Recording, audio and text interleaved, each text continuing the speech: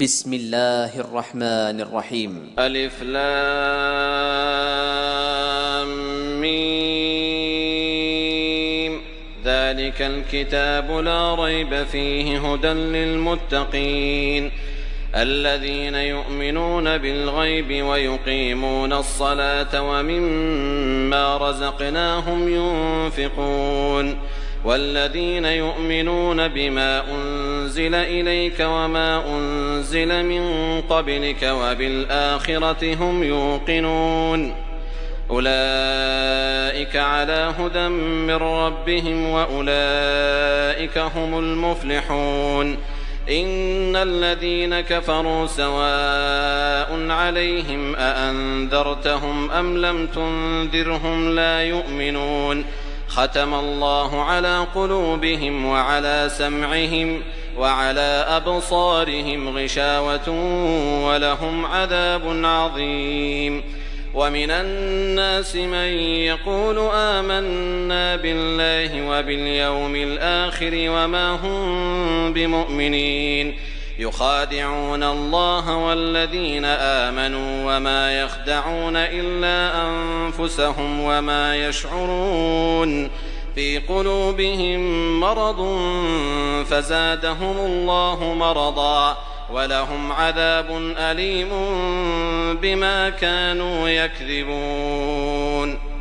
وإذا قيل لهم لا تفسدوا في الأرض قالوا إنما نحن مصلحون ألا إنهم هم المفسدون ولكن لا يشعرون. وإذا قيل لهم آمنوا كما آمن الناس قالوا أنؤمن كما آمن السفهاء ألا إنهم هم السفهاء ولكن لا يعلمون. وإذا لقوا الذين آمنوا قالوا آمنا وإذا خلوا إلى شياطينهم قالوا إنا معكم إنما نحن مستهزئون. الله يستهزئ بهم ويمدهم في طغيانهم يعمهون. أولئك الذين اشتروا الضلالة بالهدى فما ربحت تجارتهم وما كانوا مهتدين.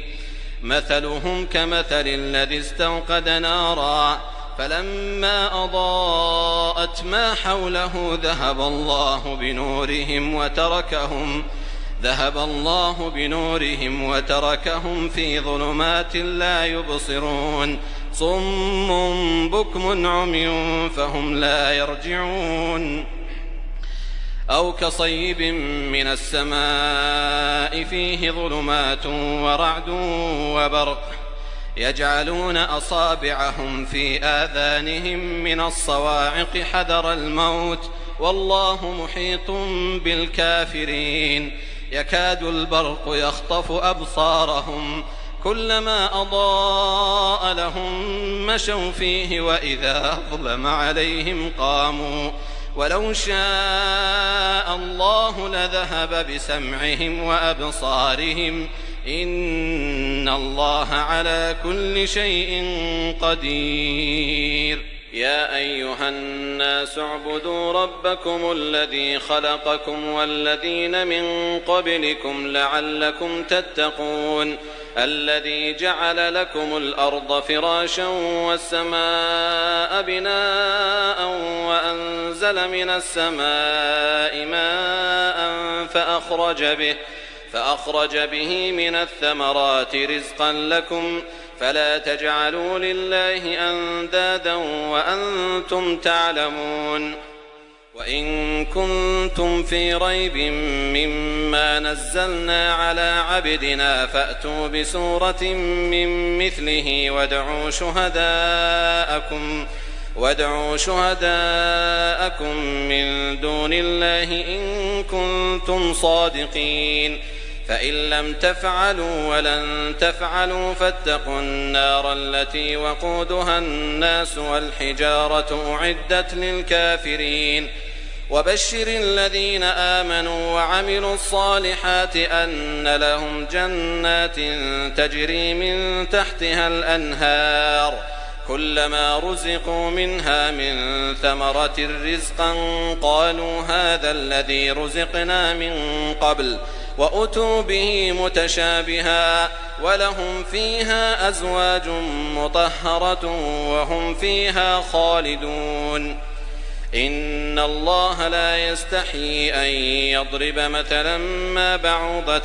فما فوقها فأما الذين آمنوا فيعلمون أنه الحق من ربهم وأما الذين كفروا فيقولون ماذا أراد الله بهذا مثلا يضل به كثيرا ويهدي به كثيرا وما يضل به إلا الفاسقين الذين ينقضون عهد الله من بعد ميثاقه ويقطعون ما أمر الله به أن يوصل ويفسدون في الأرض أولئك هم الخاسرون كيف تكفرون بالله وكنتم أمواتا فأحياكم ثم يميتكم ثم يحييكم ثم إليه ترجعون هو الذي خلق لكم ما في الأرض جميعا ثم استوى إلى السماء فسواهن 7 سماوات وهو بكل شيء عليم وإذ قال ربك للملائكة إني جاعل في الأرض خليفة قالوا أتجعل فيها من يفسد فيها ويسفك الدماء ونحن نسبح بحمدك ونقدس لك قال إني أعلم ما لا تعلمون وعلم آدم الأسماء كلها ثم عرضهم على الملائكة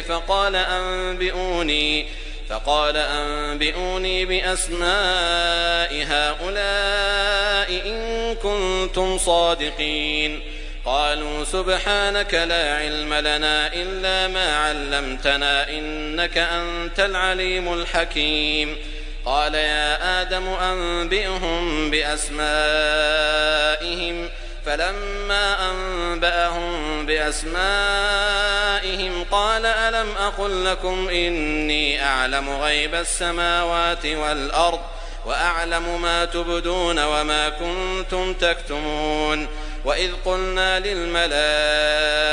اسجدوا لآدم فسجدوا إلا إبليس أبى واستكبر وكان من الكافرين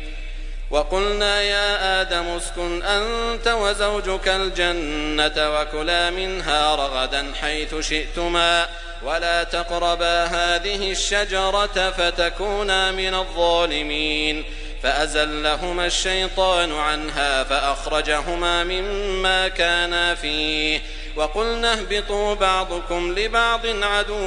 ولكم في الأرض مستقر ومتاع إلى حين فتلقى آدم من ربه كلمات فتاب عليه إنه هو التواب الرحيم قلنا اهبطوا منها جميعا فإما يأتينكم مني هدى فمن تبع هداي فلا خوف عليهم ولا هم يحزنون والذين كفروا وكذبوا بآياتنا أولئك أصحاب النار هم فيها خالدون يا بني إسرائيل اذكروا نعمتي التي أنعمت عليكم وأوفوا بعهدي أوف بعهدكم وإياي فارهبون وآمنوا بما أنزلت مصدقا لما معكم ولا تكونوا أول كافر به ولا تشتروا بآياتي ثمنا قليلا وإياي فاتقون ولا تلبسوا الحق بالباطل وتكتموا الحق وأنتم تعلمون وأقيموا الصلاة وآتوا الزكاة واركعوا مع الراكعين أتأمرون الناس بالبر وتنسون أنفسكم وأنتم تتلون الكتاب أفلا تعقلون واستعينوا بالصبر والصلاة وإنها لكبيرة إلا على الخاشعين الذين يظنون أنهم ملاقو ربهم وأنهم إليه راجعون يا بني إسرائيل اذكروا نعمتي التي أنعمت عليكم وأني فضلتكم على العالمين واتقوا يوما لا تجزي نفس عن نفس شيئا ولا يقبل منها شفاعة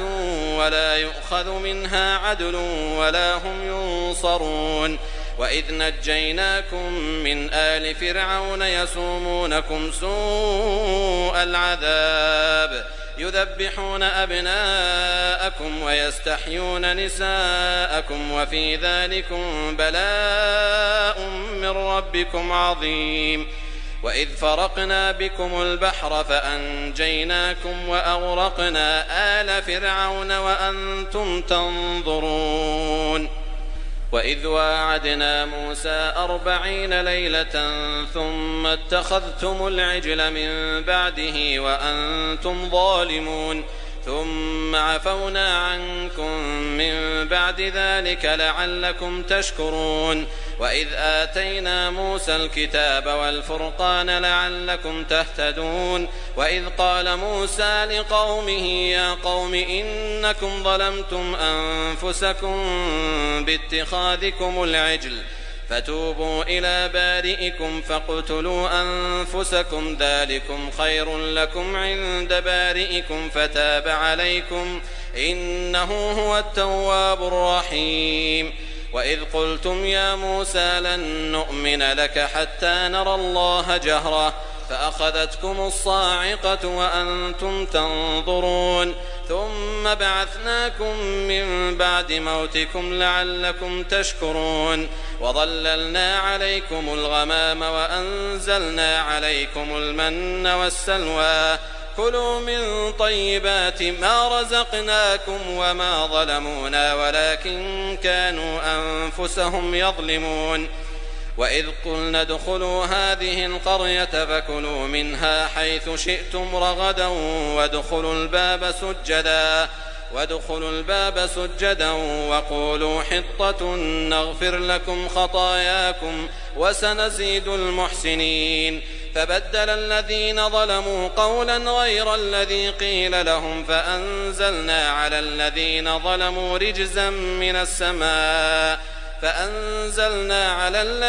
ظلموا رجزا من السماء بما كانوا يفسقون وإذ استسقى موسى لقومه فقلنا اضرب بعصاك الحجر فانفجرت منه 12 عينا قد علم كل أناس مشربهم كلوا واشربوا من رزق الله ولا تعثوا في الأرض مفسدين وإذ قلتم يا موسى لن نصبر على طعام واحد فادع لنا ربك يخرج لنا مما تنبت الأرض من بقلها وقثائها وفومها وعدسها وبصلها قال أتستبدلون الذي هو أدنى بالذي هو خير اهبطوا مصرا فإن لكم ما سألتم وضربت عليهم الذلة والمسكنة وباءوا بغضب من الله ذلك بأنهم كانوا يكفرون بآيات الله ويقتلون النبيين بغير الحق ذلك بما عصوا وكانوا يعتدون إن الذين آمنوا والذين هادوا والنصارى والصابئين من آمن بالله واليوم الآخر وعمل صالحا فلهم أجرهم عند ربهم ولا خوف عليهم ولا هم يحزنون وإذ أخذنا ميثاقكم ورفعنا فوقكم الطور خذوا ما آتيناكم بقوة واذكروا ما فيه لعلكم تتقون ثم توليتم من بعد ذلك فلولا فضل الله عليكم ورحمته لكنتم من الخاسرين ولقد علمتم الذين اعتدوا منكم في السبت فقلنا لهم كونوا قردة خاسئين فجعلناها نكالا لما بين يديها وما خلفها وموعظة للمتقين. وإذ قال موسى لقومه إن الله يأمركم أن تذبحوا بقرة قالوا أتتخذنا هزوا قال أعوذ بالله أن أكون من الجاهلين قالوا ادع لنا ربك يبين لنا ما هي قال إنه يقول إنها بقرة لا فارض ولا بكر عوان بين ذلك فافعلوا ما تؤمرون قالوا ادع لنا ربك يبين لنا ما لونها قال إنه يقول إنها بقرة صفراء فاقع لونها تسر الناظرين قالوا ادع لنا ربك يبين لنا ما هي إن البقرة شابه علينا وإنا إن شاء الله لمهتدون قال إنه يقول إنها بقرة لا ذلول تثير الأرض ولا تسقي الحرث مسلمة لا شية فيها قالوا الآن جئت بالحق فذبحوها وما كادوا يفعلون وإذ قتلتم نفسا فادارأتم فيها والله مخرج ما كنتم تكتمون فقلنا اضربوه ببعضها كذلك يحيي الله الموتى ويريكم آياته لعلكم تعقلون ثم قست قلوبكم من بعد ذلك فهي كالحجارة أو أشد قسوة وإن من الحجارة لما يتفجر منه الأنهار وإن منها لما يشقق فيخرج منه الماء وإن منها لما يهبط من خشية الله وما الله بغافل عما تعملون أفتطمعون أن يؤمنوا لكم وقد كان فريق منهم يسمعون كلام الله ثم يحرفونه من بعد ما عقلوه وهم يعلمون وإذا لقوا الذين آمنوا قالوا آمنا وإذا خلا بعضهم إلى بعض قالوا أتحدثونهم بما فتح الله عليكم ليحاجوكم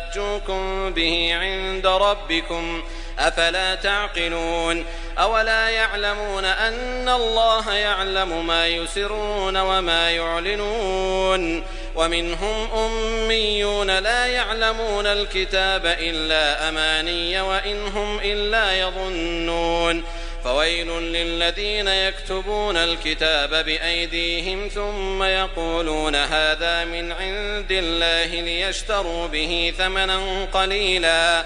فويل لهم مما كتبت أيديهم وويل لهم مما يكسبون وقالوا لن تمسنا النار إلا أياما معدودة قل أتخذتم عند الله عهدا فلن يخلف الله عهده أم تقولون على الله ما لا تعلمون بلى من كسب سيئة وأحاطت به خطيئته فأولئك أصحاب النار هم فيها خالدون والذين آمنوا وعملوا الصالحات أولئك أصحاب الجنة هم فيها خالدون وإذ أخذنا ميثاق بني إسرائيل لا تعبدون إلا الله وبالوالدين إحسانا وذي القربى واليتامى والمساكين وقولوا للناس حسنا وأقيموا الصلاة وآتوا الزكاة ثم توليتم إلا قليلا منكم وأنتم معرضون وإذ أخذنا ميثاقكم لا تسفكون دماءكم ولا تخرجون أنفسكم من دياركم ثم أقررتم وأنتم تشهدون ثم أنتم هؤلاء تقتلون أنفسكم وتخرجون فريقا منكم من ديارهم تظاهرون عليهم بالإثم والعدوان وإن يأتوكم أسارى تفادوهم وهو محرم عليكم إخراجهم أفتؤمنون ببعض الكتاب وتكفرون ببعض فما جزاء من يفعل ذلك منكم إلا خزي في الحياة الدنيا ويوم القيامة يردون إلى أشد العذاب وما الله بغافل عما تعملون أولئك الذين اشتروا الحياة الدنيا بالآخرة فلا يخفف عنهم العذاب ولا هم ينصرون. ولقد آتينا موسى الكتاب وقفينا من بعده بالرسل وآتينا عيسى ابن مريم البينات وأيدناه بروح القدس أفكلما جاءكم رسول بما لا تهوى أنفسكم استكبرتم ففريقا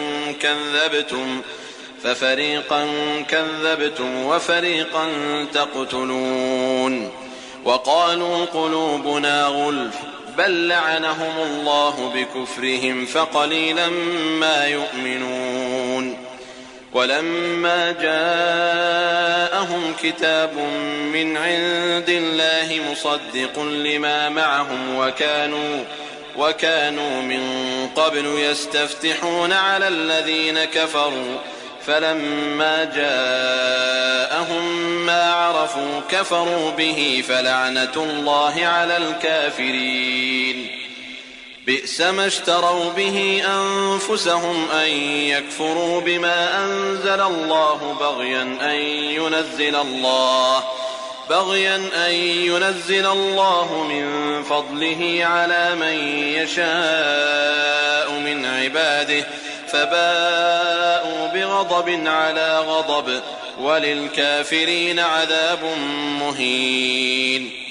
وإذا قيل لهم آمنوا بما أنزل الله قالوا نؤمن بما أنزل علينا ويكفرون بما وراءه وهو الحق مصدقا لما معهم قل فلم تقتلون أنبياء الله من قبل إن كنتم مؤمنين ولقد جاءكم موسى بالبينات ثم اتخذتم العجل من بعده وأنتم ظالمون وإذ أخذنا ميثاقكم ورفعنا فوقكم الطور خذوا ما آتيناكم بقوة واسمعوا قالوا سمعنا وعصينا وأشربوا في قلوبهم العجل بكفرهم قل بئس ما يأمركم به إيمانكم إن كنتم مؤمنين قل إن كانت لكم الدار الآخرة عند الله خالصة من دون الناس فتمنوا الموت إن كنتم صادقين ولن يتمنوه أبدا بما قدمت أيديهم والله عليم بالظالمين ولتجدنهم أحرص الناس على حياة ومن الذين أشركوا يود أحدهم لو يعمر 1000 سنة وما هو بمزحزحه من العذاب أن يعمر والله بصير بما يعملون قل من كان عدوا لجبريل فإنه نزله على قلبك بإذن الله مصدقا لما بين يديه وهدى وبشرى للمؤمنين من كان عدوا لله وملائكته ورسله وجبريل وميكال فإن الله عدو للكافرين ولقد أنزلنا إليك آيات بينات وما يكفر بها إلا الفاسقون أوكلما عاهدوا عهدا نبذه فريق منهم بل أكثرهم لا يؤمنون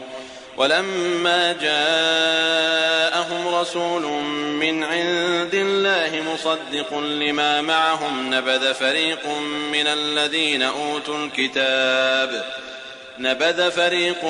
الذين أوتوا الكتاب كتاب الله وراء ظهورهم كأنهم لا يعلمون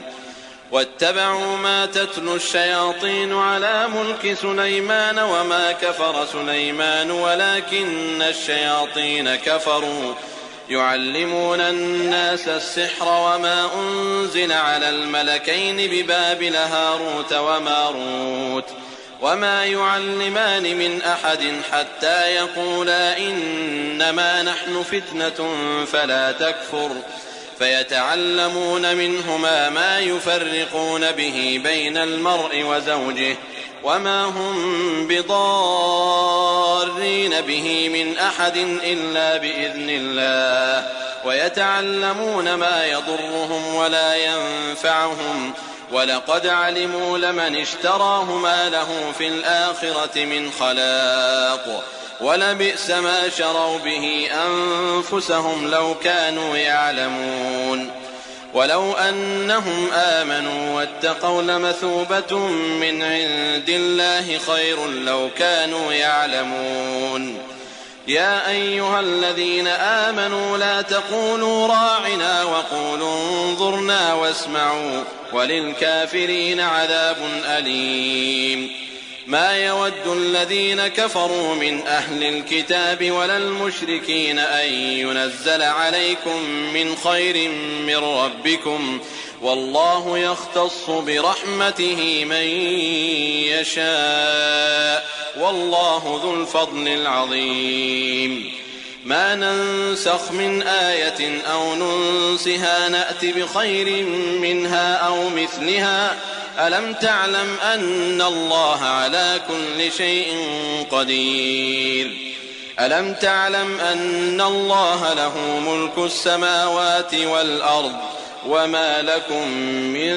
دون الله من ولي ولا نصير أم تريدون أن تسألوا رسولكم كما سئل موسى من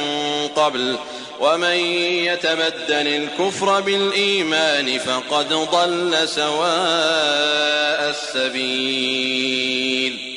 ود كثير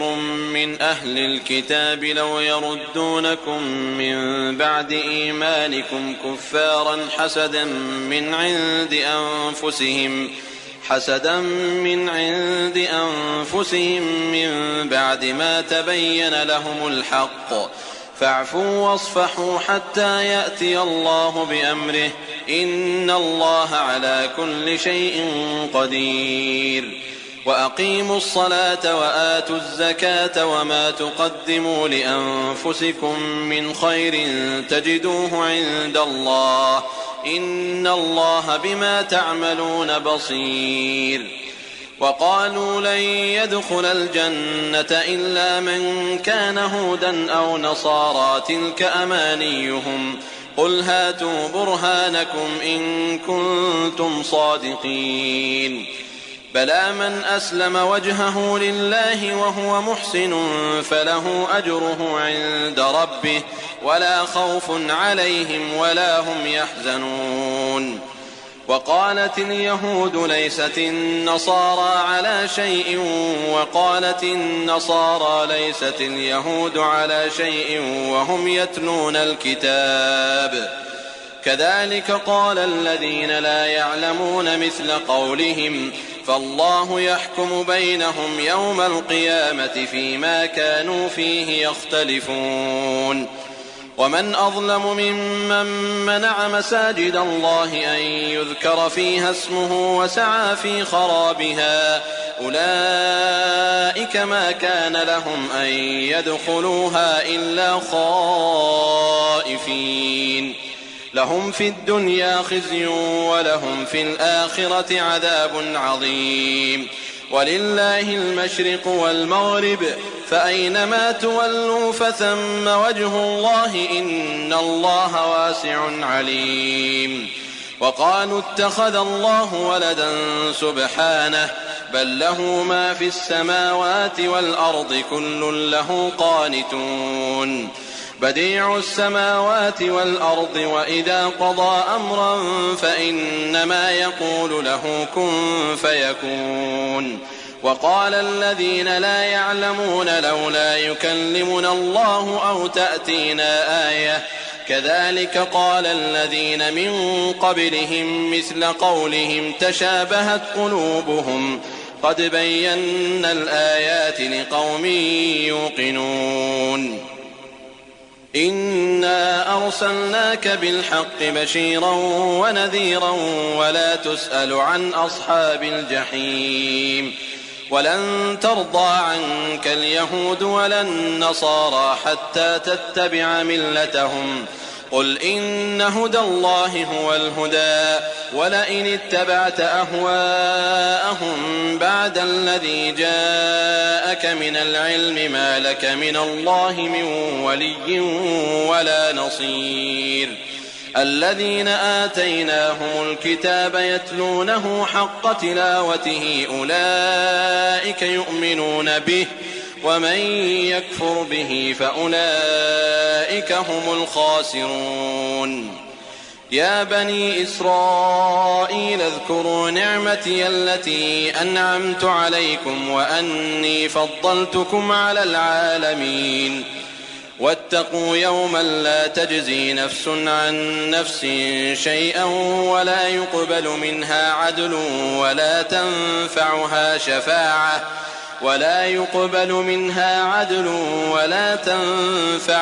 شفاعة ولا هم ينصرون. وإذ ابتلى إبراهيم ربه بكلمات فأتمهن قال إني جاعلك للناس إماما قال ومن ذريتي قال لا ينال عهد الظالمين. وإذ جعلنا البيت مثابة للناس وأمنا واتخذوا من مقام إبراهيم مصلى وعهدنا إلى إبراهيم وإسماعيل أن طهرا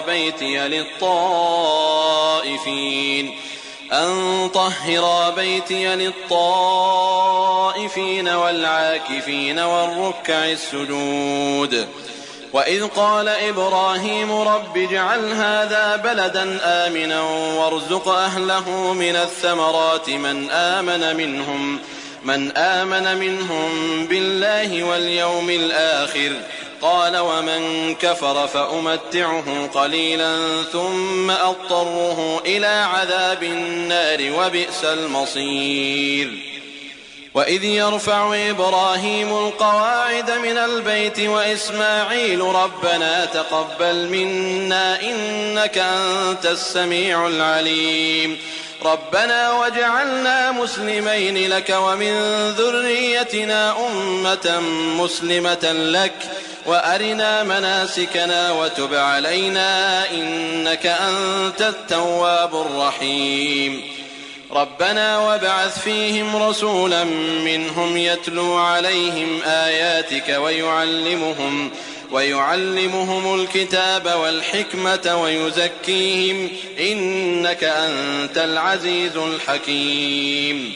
ومن يرغب عن ملة إبراهيم إلا من سفه نفسه ولقد اصطفيناه في الدنيا وإنه في الآخرة لمن الصالحين. إذ قال له ربه أسلم قال أسلمت لرب العالمين. ووصى بها إبراهيم بنيه ويعقوب يا بني إن الله اصطفى لكم الدين فلا تموتن إلا وأنتم مسلمون. أم كنتم شهداء إذ حضر يعقوب الموت إذ قال لبنيه ما تعبدون من بعدي قالوا نعبد إلهك وإله آبائك إبراهيم وإسماعيل وإسحاق إلها واحدا ونحن له مسلمون تلك أمة قد خلت لها ما كسبت ولكم ما كسبتم ولا تسألون عما كانوا يعملون وقالوا كونوا هودا أو نصارى تهتدوا قل بل ملة إبراهيم حنيفا وما كان من المشركين قولوا آمنا بالله وما أنزل إلينا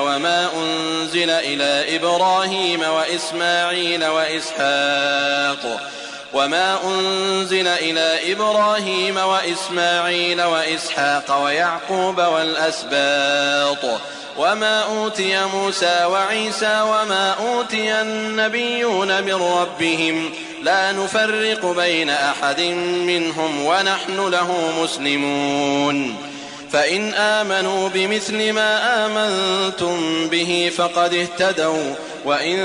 تولوا فإنما هم في شقاق فسيكفيكهم الله وهو السميع العليم صبغة الله ومن أحسن من الله صبغة ونحن له عابدون قل أتحاجوننا في الله وهو ربنا وربكم ولنا أعمالنا ولكم أعمالكم ونحن له مخلصون أم تقولون إن إبراهيم وإسماعيل وإسحاق ويعقوب والأسباط كانوا هودا أو نصارى قل أأنتم أعلم أم الله ومن أظلم ممن كتم شهادة عنده من الله وما الله بغافل عما تعملون تلك أمة قد خلت لها ما كسبت ولكم ما كسبتم ولا تسألون عما كانوا يعملون سيقول السفهاء من الناس ما ولاهم عن قبلتهم التي كانوا عليها قل لله المشرق والمغرب يهدي من يشاء إلى صراط مستقيم وكذلك جعلناكم أمة وسطا لتكونوا شهداء على الناس ويكون الرسول عليكم شهيدا وما جعلنا القبلة التي كنت عليها إلا لنعلم من يتبع الرسول ممن ينقلب على عقبيه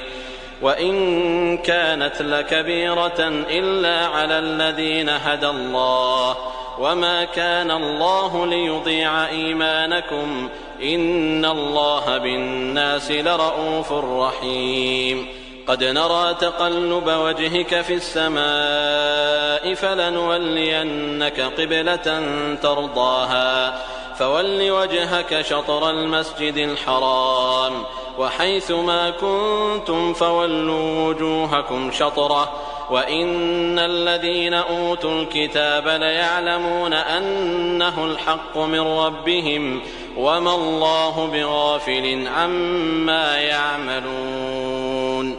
ولئن أتيت الذين أوتوا الكتاب بكل آية ما تبعوا قبلتك وما أنت بتابع قبلتهم وما بعضهم بتابع قبلة بعض ولئن اتبعت أهواءهم من بعد ما جاءك من العلم إنك إذا لمن الظالمين الذين آتيناهم الكتاب يعرفونه كما يعرفون أبناءهم وإن فريقا منهم ليكتمون الحق وهم يعلمون الحق من ربك فلا تكونن من الممترين ولكل وجهة هو موليها فاستبقوا الخيرات أينما تكونوا يأت بكم الله جميعا إن الله على كل شيء قدير ومن حيث خرجت فول وجهك شطر المسجد الحرام وإنه للحق من ربك وما الله بغافل عما تعملون ومن حيث خرجت فول وجهك شطر المسجد الحرام وحيث ما كنتم فولوا وجوهكم شطره لئلا يكون للناس عليكم حجة إلا الذين ظلموا منهم فلا تخشوهم واخشوني ولأتم نعمتي عليكم ولعلكم تهتدون كما أرسلنا فيكم رسولا منكم يتلو عليكم آياتنا ويزكيكم ويعلمكم الكتاب والحكمة ويعلمكم ما لم تكونوا تعلمون فاذكروني أذكركم واشكروا لي ولا تكفرون يا أيها الذين آمنوا استعينوا بالصبر والصلاة إن الله مع الصابرين ولا تقولوا لمن يقتل في سبيل الله أموات بل أحياء ولكن لا تشعرون ولنبلونكم بشيء من الخوف والجوع ونقص من الأموال والأنفس والثمرات وبشر الصابرين الذين إذا أصابتهم مصيبة قالوا إنا لله وإنا إليه راجعون أولئك عليهم صلوات من ربهم ورحمة وأولئك هم المهتدون إن الصفا والمروة من شعائر الله فمن حج البيت أو اعتمر فلا جناح عليه أن يطوف بهما ومن تطوع خيرا فإن الله شاكر عليم إن الذين يكتمون ما أنزلنا من البينات والهدى من بعد ما بيناه للناس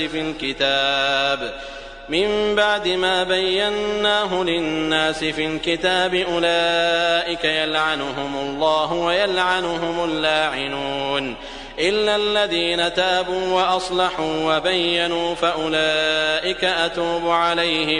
فأولئك أتوب عليهم وأنا التواب الرحيم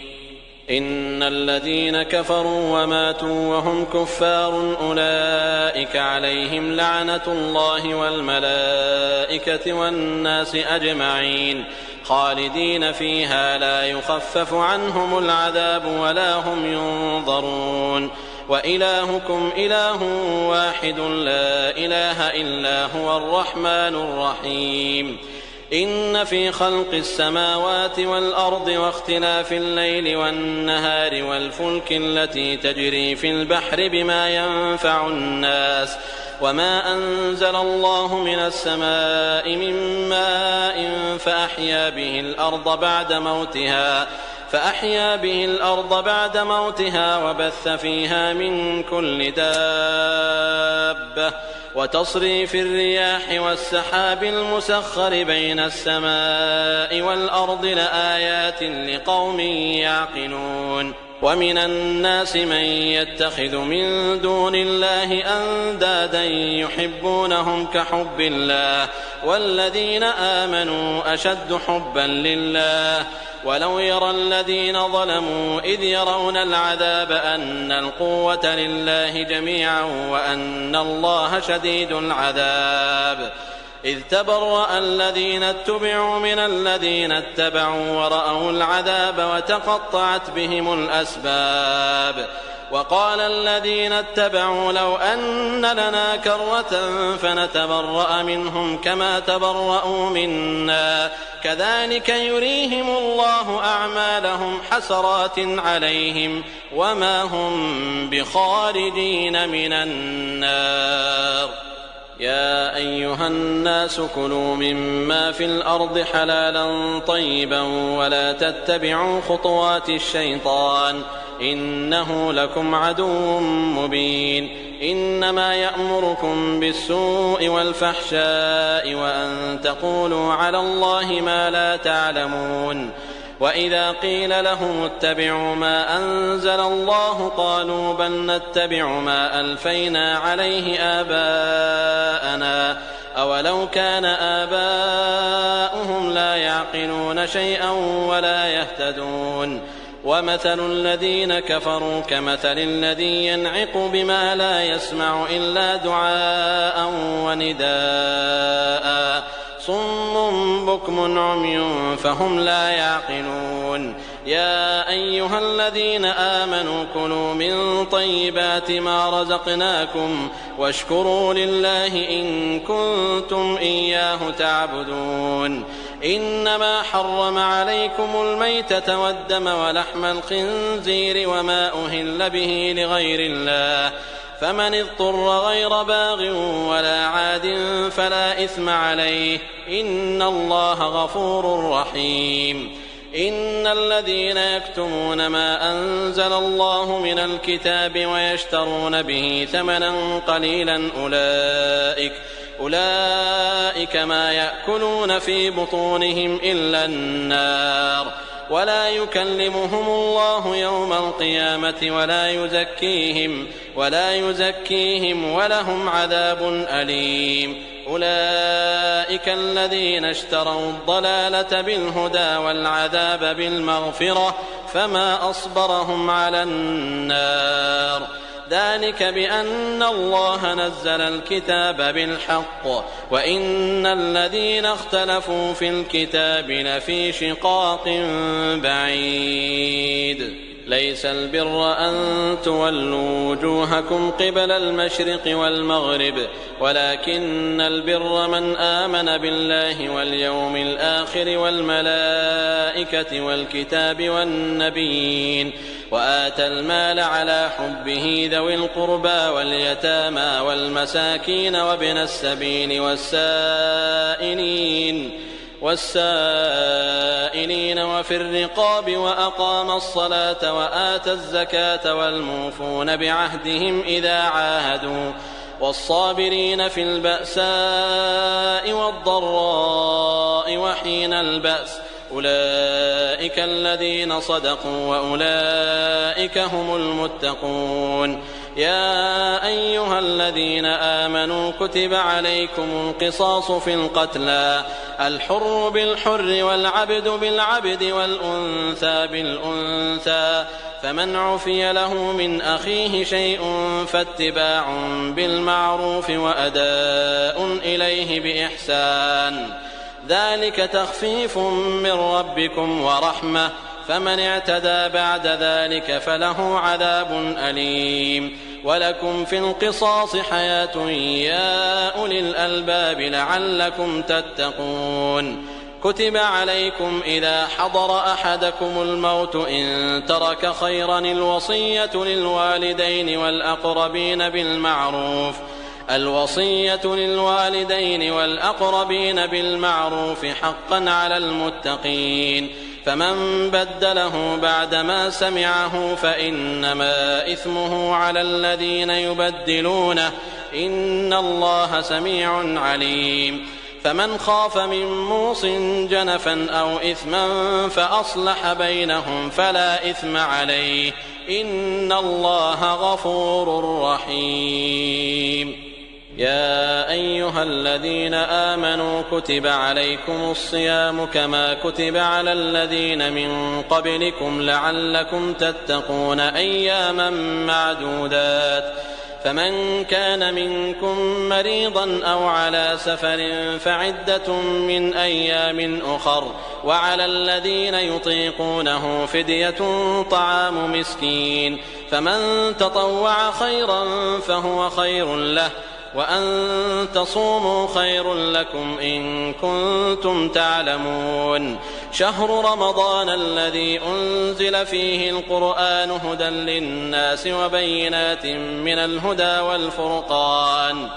فمن شهد منكم الشهر فليصم ومن كان مريضا أو على سفر فعدة من أيام أخر يريد الله بكم اليسر ولا يريد بكم العسر ولتكملوا العدة ولتكبروا الله على ما هداكم ولعلكم تشكرون. وإذا سألك عبادي عني فإني قريب أجيب دعوة الداع إذا دعان فليستجيبوا لي وليؤمنوا بي لعلهم يرشدون. أحل لكم ليلة الصيام الرفث إلى نسائكم هن لباس لكم وأنتم لباس لهن علم الله أنكم كنتم تختانون أنفسكم فتاب عليكم وعفى عنكم فالآن باشروهن وابتغوا ما كتب الله لكم وكلوا واشربوا حتى يتبين لكم الخيط الأبيض من الخيط الأسود من الفجر ثم أتموا الصيام إلى الليل ولا تباشروهن وأنتم عاكفون في المساجد تلك حدود الله فلا تقربوها كذلك يبين الله آياته للناس لعلهم يتقون. ولا تأكلوا أموالكم بينكم بالباطل وتدلوا بها إلى الحكام لتأكلوا فريقا من أموال الناس بالإثم وأنتم تعلمون. يسألونك عن الأهلة قل هي مواقيت للناس والحج وليس البر بأن تأتوا البيوت من ظهورها ولكن البر من اتقى وأتوا البيوت من أبوابها واتقوا الله لعلكم تفلحون. وقاتلوا في سبيل الله الذين يقاتلونكم ولا تعتدوا إن الله لا يحب المعتدين. واقتلوهم حيث ثقفتموهم وأخرجوهم من حيث أخرجوكم والفتنة أشد من القتل ولا تقاتلوهم عند المسجد الحرام حتى يقاتلوكم فيه فإن قاتلوكم فاقتلوهم كذلك جزاء الكافرين فإن انتهوا فإن الله غفور رحيم. وقاتلوهم حتى لا تكون فتنة ويكون الدين لله فإن انتهوا فلا عدوان إلا على الظالمين. الشهر الحرام بالشهر الحرام والحرمات قصاص فمن اعتدى عليكم فاعتدوا عليه بمثل ما اعتدى عليكم واتقوا الله واعلموا أن الله مع المتقين. وأنفقوا في سبيل الله ولا تلقوا بأيديكم إلى التهلكة وأحسنوا إن الله يحب المحسنين. وأتموا الحج والعمرة لله فإن أحصرتم فما استيسر من الهدي ولا تحلقوا رؤوسكم حتى يبلغ الهدي محله فمن كان منكم مريضا أو به أذى من رأسه ففدية من صيام أو صدقة أو نسك فإذا أمنتم فمن تمتع بالعمرة إلى الحج فما استيسر من الهدي فمن لم يجد فصيام 3 أيام في الحج و7 إذا رجعتم تلك 10 كاملة ذلك لمن لم يكن أهله حاضر المسجد الحرام واتقوا الله واعلموا أن الله شديد العقاب. الحج أشهر معلومات فمن فرض فيهن الحج فلا رفث ولا فسوق ولا جدال في الحج وما تفعلوا من خير يعلمه الله وتزودوا فإن خير الزاد التقوى واتقون يا أولي الألباب. ليس عليكم جناح أن تبتغوا فضلا من ربكم فإذا أفضتم من عرفات فاذكروا الله عند المشعر الحرام واذكروه كما هداكم وإن كنتم من قبله لمن الضالين ثم أفيضوا من حيث أفاض الناس واستغفروا الله إن الله غفور رحيم. فإذا قضيتم مناسككم فاذكروا الله كذكركم آباءكم أو أشد ذكرا فمن الناس من يقول ربنا آتنا في الدنيا وما له في الآخرة من خلاق ومنهم من يقول ربنا آتنا في الدنيا حسنة وفي الآخرة حسنة وقنا عذاب النار أولئك لهم نصيب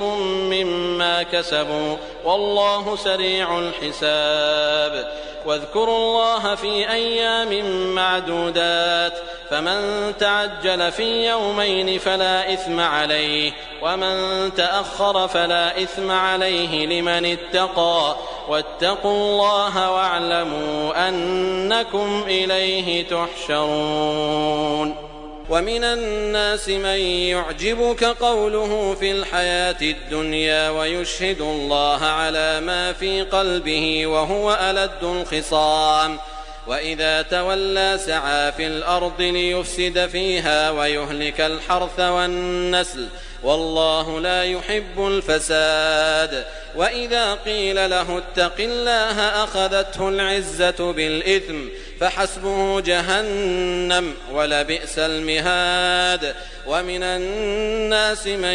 يشري نفسه ابتغاء مرضات الله والله رؤوف بالعباد يا أيها الذين آمنوا ادخلوا في السلم كافة ولا تتبعوا خطوات الشيطان إنه لكم عدو مبين فإن زللتم من بعد ما جاءتكم البينات فاعلموا أن الله عزيز حكيم هل ينظرون إلا أن يأتيهم الله في ظلل من الغمام والملائكة وقضي الأمر وإلى الله ترجع الأمور سل بني إسرائيل كم آتيناهم من آية بينة ومن يبدل نعمة الله من بعد ما جاءته فإن الله شديد العقاب زين للذين كفروا الحياة الدنيا ويسخرون من الذين آمنوا والذين اتقوا فوقهم يوم القيامة والله يرزق من يشاء بغير حساب كان الناس أمة واحدة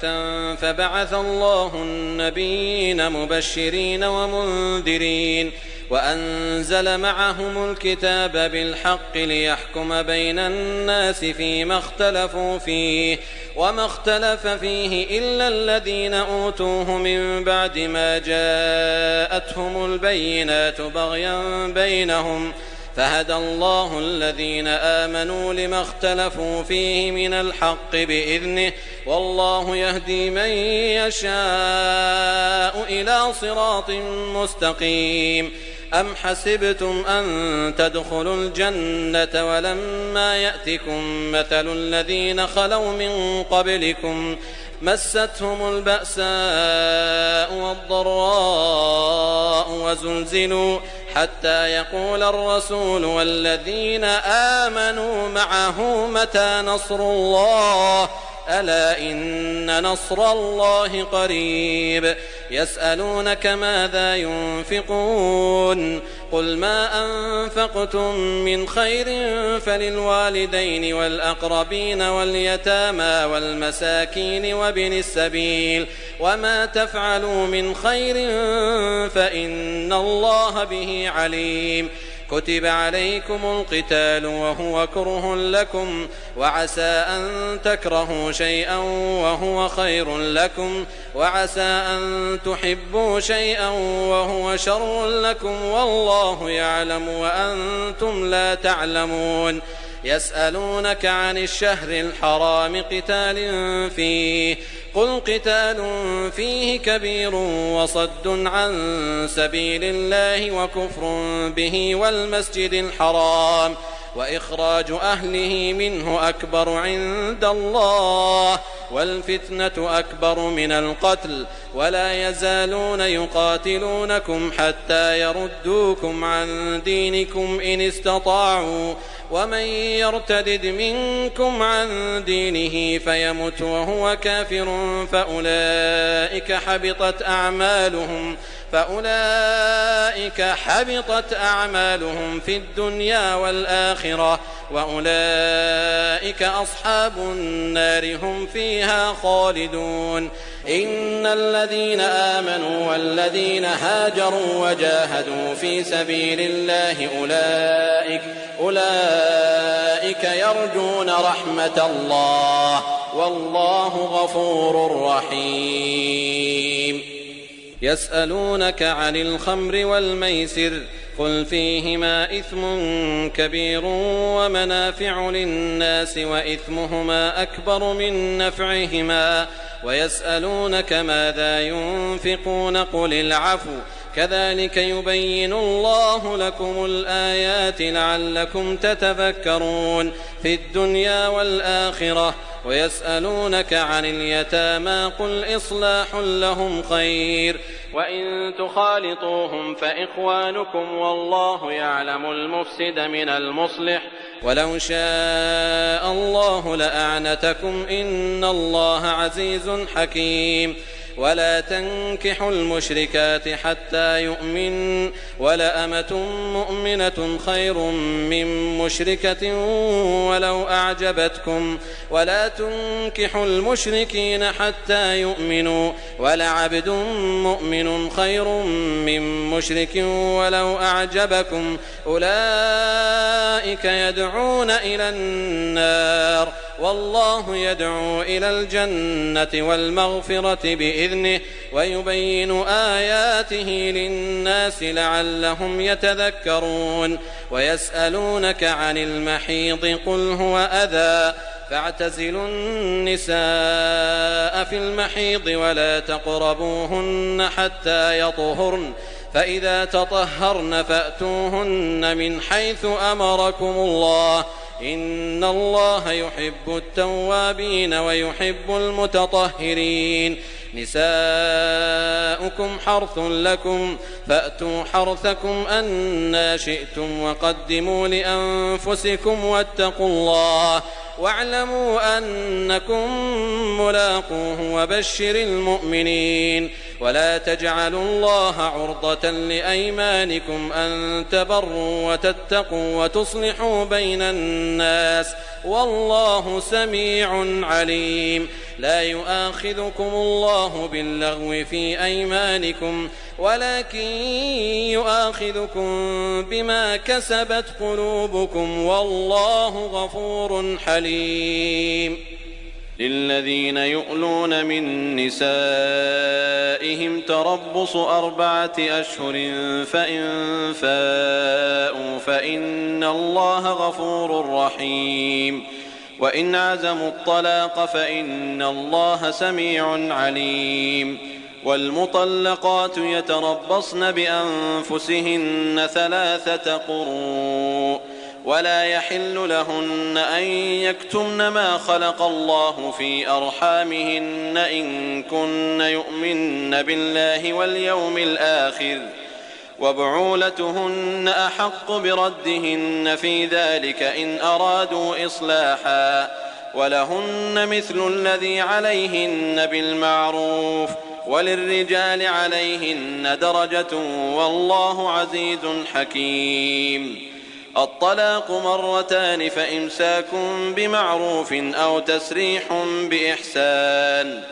ولا يحل لكم أن تأخذوا مما آتيتموهن شيئا إلا أن يخافا ألا يقيما حدود الله فإن خفتم ألا يقيما حدود الله فلا جناح عليهما فيما افتدت به تلك حدود الله فلا تعتدوها ومن يتعد حدود الله فأولئك هم الظالمون. فإن طلقها فلا تحل له من بعد حتى تنكح زوجا غيره فإن طلقها فلا جناح عليهما أن يتراجعا إن ظنا أن يقيما حدود الله وتلك حدود الله يبينها لقوم يعلمون. وإذا طلقتم النساء فبلغن أجلهن فأمسكوهن بمعروف أو سرحوهن بمعروف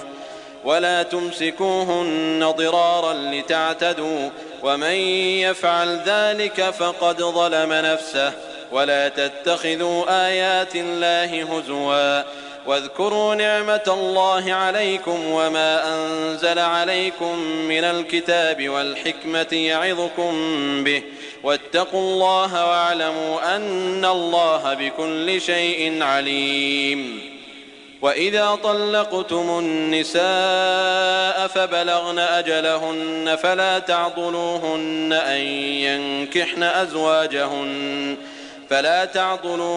أن ينكحن أزواجهن إذا تراضوا بينهم بالمعروف ذلك يوعظ به من كان منكم يؤمن بالله واليوم الآخر ذلكم أزكى لكم وأطهر والله يعلم وأنتم لا تعلمون. والوالدات يرضعن أولادهن حولين كاملين لمن أراد أن يتم الرضاعة وعلى المولود له رزقهن وكسوتهن بالمعروف لا تكلف نفس إلا وسعها لا تضار والدة بولدها ولا مولود له بولده وعلى الوارث مثل ذلك فإن أرادا فصالا عن تراض منهما وتشاور فلا جناح عليهما وإن أردتم أن تسترضعوا أولادكم فلا جناح عليكم إذا سلمتم ما آتيتم بالمعروف واتقوا الله واعلموا أن الله بما تعملون بصير. والذين يتوفون منكم ويذرون أزواجا يتربصن بأنفسهن 4 أشهر و10 فإذا بلغن أجلهن فلا جناح عليكم فيما فعلن في أنفسهن بالمعروف والله بما تعملون خبير. ولا جناح عليكم فيما عرضتم به من خطبة النساء أو أكننتم في أنفسكم علم الله أنكم ستذكرونهن ولكن لا تواعدوهن سرا إلا أن تقولوا قولا معروفا ولا تعزموا عقدة النكاح حتى يبلغ الكتاب أجله واعلموا أن الله يعلم ما في أنفسكم فاحذروه واعلموا أن الله غفور حليم. لا جناح عليكم إن طلقتم النساء ما لم تمسوهن أو تفرضوا لهن فريضة ومتعوهن على الموسع قدره وعلى المقتر قدره متاعا بالمعروف حقا على المحسنين. وإن طلقتموهن من قبل أن تمسوهن وقد فرضتم لهن فريضة فنصف ما فرضتم إلا أن يعفون أو يعفو الذي بيده عقدة النكاح وأن تعفوا أقرب للتقوى ولا تنسوا الفضل بينكم إن الله بما تعملون بصير. حافظوا على الصلوات والصلاة الوسطى وقوموا لله قانتين. فإن خفتم فرجالا أو ركبانا فإذا أمنتم فاذكروا الله كما علمكم ما لم تكونوا تعلمون. والذين يتوفون منكم ويذرون أزواجا وصية لأزواجهم متاعا إلى الحول غير إخراج فإن خرجن فلا جناح عليكم فيما فعلن في أنفسهن من معروف والله عزيز حكيم. وللمطلقات متاع بالمعروف حقا على المتقين كذلك يبين الله لكم آياته لعلكم تعقلون. ألم تر إلى الذين خرجوا من ديارهم وهم ألوف حذر الموت فقال لهم الله موتوا فقال لهم الله موتوا ثم أحياهم إن الله لذو فضل على الناس ولكن أكثر الناس لا يشكرون وقاتلوا في سبيل الله واعلموا أن الله سميع عليم من ذا الذي يقرض الله قرضا حسنا فيضاعفه له أضعافا كثيرة والله يقبض ويبسط وإليه ترجعون ألم تر إلى الملأ من بني إسرائيل من بعد موسى إذ قالوا لنبي لهم ابعث لنا ملكا نقاتل في سبيل الله قال هل عسيتم إن كتب عليكم القتال ألا تقاتلوا قالوا وما لنا ألا نقاتل في سبيل الله وقد أخرجنا من ديارنا وأبنائنا فلما كتب عليهم القتال تولوا إلا قليلا منهم والله عليم بالظالمين وقال لهم نبيهم إن الله قد بعث لكم طالوت ملكا قالوا أنى يكون له الملك علينا ونحن أحق بالملك منه ولم يؤت سعة من المال قال إن الله اصطفاه عليكم وزاده بسطة في العلم والجسم والله يؤتي ملكه من يشاء والله واسع عليم وقال لهم نبيهم إن آية ملكه أن يأتيكم التابوت فيه سكينة من ربكم وبقية مما ترك آل موسى وآل هارون تحمله الملائكة إن في ذلك لآية لكم إن كنتم مؤمنين فلما فصل طالوت بالجنود قال إن الله مبتليكم بنهر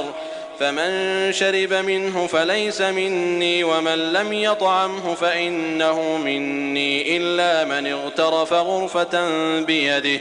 فشربوا منه إلا قليلا منهم فلما جاوزه هو والذين آمنوا معه قالوا لا طاقة لنا اليوم بجالوت وجنوده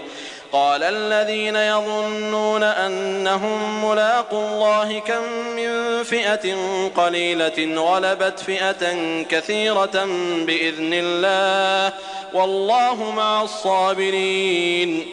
ولما برزوا لجالوت وجنوده قالوا ربنا أفرغ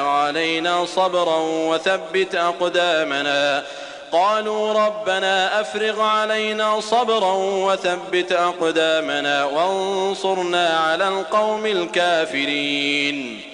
فهزموهم بإذن الله وقتل داود جالوت وآتاه الله الملك والحكمة وعلمه مما يشاء ولولا دفع الله الناس بعضهم ببعض لفسدت الأرض ولكن الله ذو فضل على العالمين تلك آيات الله نتلوها عليك بالحق وإنك لمن المرسلين تلك الرسل فضلنا بعضهم على بعض منهم من كلم الله ورفع بعضهم درجات وآتينا عيسى ابن مريم البينات وأيدناه بروح القدس ولو شاء الله ما اقتتل الذين من بعدهم من بعد ما جاءتهم البينات ولكن اختلفوا فمنهم من آمن ومنهم من كفر ولو شاء الله ما اقتتلوا ولكن الله يفعل ما يريد يا أيها الذين آمنوا أنفقوا مما رزقناكم من قبل أن يأتي يوم لا بيع فيه ولا خلة ولا شفاعة والكافرون هم الظالمون الله لا إله إلا هو الحي القيوم لا تأخذه سنة ولا نوم له ما في السماوات وما في الأرض من ذا الذي يشفع عنده إلا بإذنه يعلم ما بين أيديهم وما خلفهم ولا يحيطون بشيء من علمه إلا بما شاء وسع كرسيه السماوات والأرض ولا يؤوده حفظهما وهو العلي العظيم لا إكراه في الدين قد تبين الرشد من الغي فمن يكفر بالطاغوت ويؤمن بالله فقد استمسك بالعروة الوثقى لا انفصام لها والله سميع عليم الله ولي الذين آمنوا يخرجهم من الظلمات إلى النور والذين كفروا أولياؤهم الطاغوت يخرجونهم من النور إلى الظلمات أولئك أصحاب النار هم فيها خالدون ألم تر إلى الذي حاج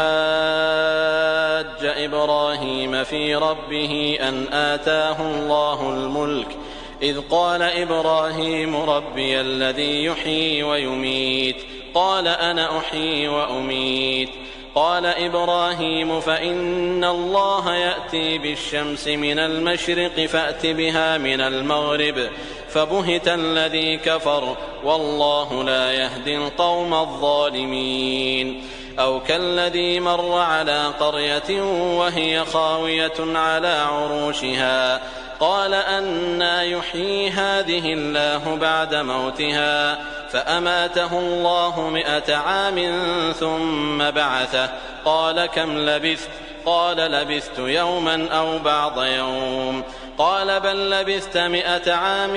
فانظر إلى طعامك وشرابك لم يتسنه وانظر إلى حمارك ولنجعلك آية للناس وانظر إلى العظام كيف ننشزها ثم نكسوها لحما فلما تبين له قال أعلم أن الله على كل شيء قدير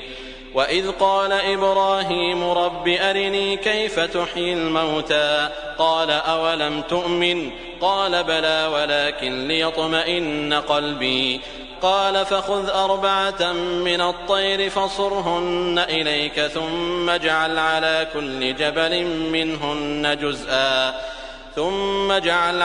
كل جبل منهن جزءا ثم ادعهن يأتينك سعيا واعلم أن الله عزيز حكيم مثل الذين ينفقون أموالهم في سبيل الله كمثل حبة أنبتت 7 سنابل في كل سنبلة 100 حبة والله يضاعف لمن يشاء والله واسع عليم الذين ينفقون أموالهم في سبيل الله ثم لا يتبعون ما أنفقوا منا ولا أذى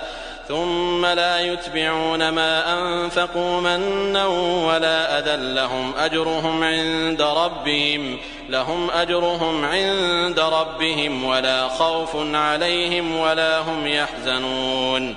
قول معروف ومغفرة خير من صدقة يتبعها أذى والله غني حليم يا أيها الذين آمنوا لا تبطلوا صدقاتكم بالمن والأذى كالذي ينفق ماله رئاء الناس ولا يؤمن بالله واليوم الآخر فمثله كمثل صفوان عليه تراب فأصابه وابل فتركه صلدا لا يقدرون على شيء مما كسبوا والله لا يهدي القوم الكافرين ومثل الذين ينفقون أموالهم ابتغاء مرضات الله وتثبيتا من أنفسهم كمثل جنة بربوة أصابها وابل فآتت أكلها ضعفين فإن لم يصبها وابل فطل والله بما تعملون بصير.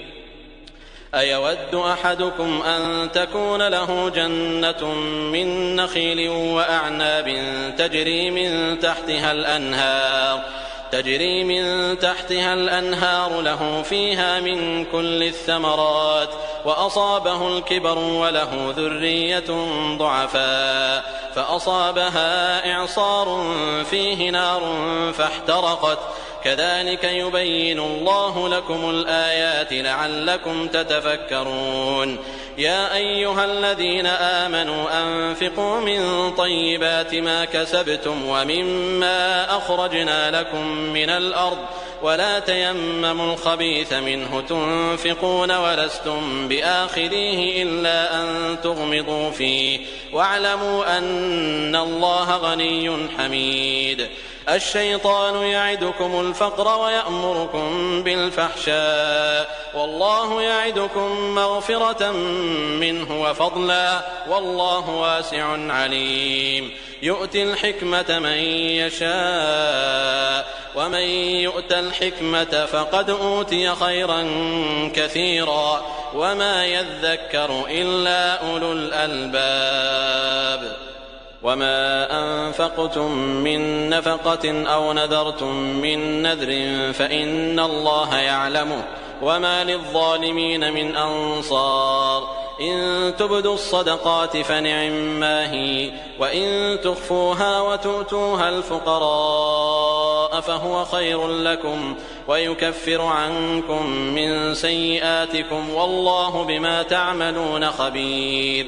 ليس عليك هداهم ولكن الله يهدي من يشاء وما تنفقوا من خير فلأنفسكم وما تنفقون إلا ابتغاء وجه الله وما تنفقوا من خير يوفى إليكم وأنتم لا تظلمون. للفقراء الذين أحصروا في سبيل الله لا يستطيعون ضربا في الأرض يحسبهم الجاهل أغنياء من التعفف تعرفهم بسيماهم لا يسألون الناس إلحافا وما تنفقوا من خير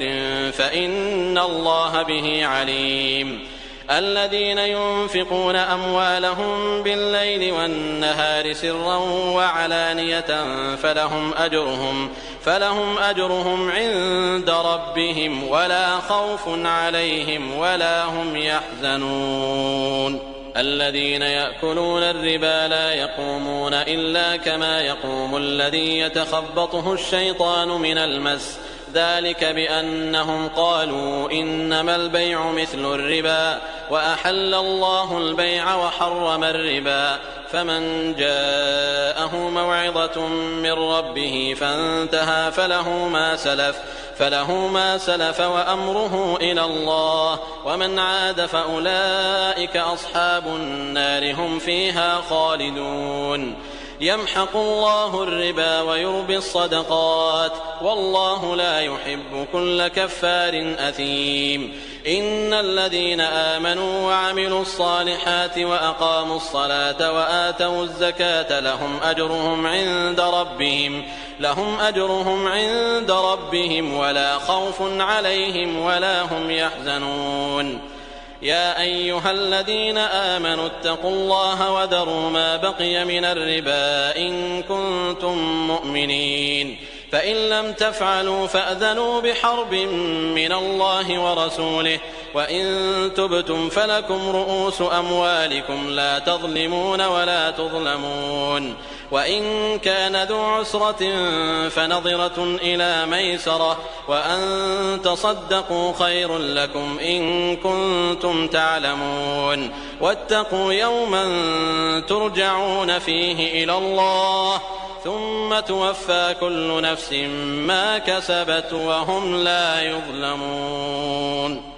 يا أيها الذين آمنوا إذا تداينتم بدين إلى أجل مسمى فاكتبوه وليكتب بينكم كاتب بالعدل ولا يأب كاتب أن يكتب كما علمه الله فليكتب وليملل الذي عليه الحق وليتق الله ربه ولا يبخس منه شيئا فإن كان الذي عليه الحق سفيها أو ضعيفا أو لا يستطيع أن يمل هو فليملل وليه بالعدل واستشهدوا شهيدين من رجالكم فإن لم يكونا رجلين فرجل وامرأتان ممن ترضون من الشهداء أن تضل إحداهما فتذكر إحداهما الأخرى ولا يأبى الشهداء إذا ما دعوا ولا تسأموا أن تكتبوه صغيرا أو كبيرا إلى أجله ذلكم أقسط عند الله وأقوم للشهادة وأدنى ألا ترتابوا إلا أن تكون تجارة حاضرة تديرونها بينكم فليس عليكم جناح ألا تكتبوها وأشهدوا إذا تبايعتم ولا يضار كاتب ولا شهيد وإن تفعلوا فإنه فسوق بكم واتقوا الله ويعلمكم الله والله بكل شيء عليم وإن كنتم على سفر ولم تجدوا كاتبا فرهان مقبوضة فإن أمن بعضكم بعضا فليؤد الذي اؤتمن أمانته وليتق الله ربه ولا تكتموا الشهادة ومن يكتمها فإنه آثم قلبه والله بما تعملون عليم لله ما في السماوات وما في الأرض وإن تبدوا ما في أنفسكم أو تخفوه يحاسبكم